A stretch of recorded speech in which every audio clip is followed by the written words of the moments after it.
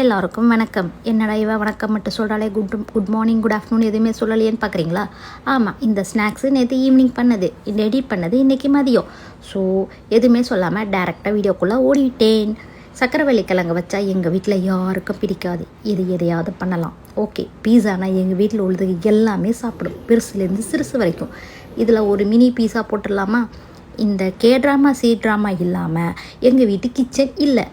Morning எழுந்திரிச்ச உடனே போட்டு விட்ருவோம்ல, ஒரு பேனை காய வச்சு அதில் பட்டர் போட்டு பன்னீரை க்யூப்ஸை நல்லா வெட்டி கொஞ்சம் ஃப்ரை பண்ணி எடுத்துக்கிறேன். சக்கரவள்ளி கிழங்க வேக வச்சு அதை மசிச்சுட்டு வடை சைஸ்க்கு சின்ன சின்னதாக தட்டி எடுத்து வச்சிட்டேன். பன்னீர் போட்டு வேக வச்சு எடுத்தோடனே அது தனியாக எடுத்து வச்சிடலாம். அதே பேனில் கொஞ்சம் பட்டர் போட்டு அது மேலே சீஸை போட்டேன். இதுதான் பேஸு. அது மேலே நம்ம வடையாக தட்டி வச்சுருக்க சக்கரவள்ளி கிழங்க போட்டுட்டு பீஸா சாஸை நல்லா ஸ்ப்ரெட் பண்ணி விட்டுட்டேன். அதுக்கு மேலே கொடமிளகா பன்னீர் வறுத்து வச்சுருக்கேன்ல, அதை கொஞ்சம் மசிச்சு போட்டுக்கிட்டேன். ஸ்வீட் கார்ன் மேலே வச்சாச்சு.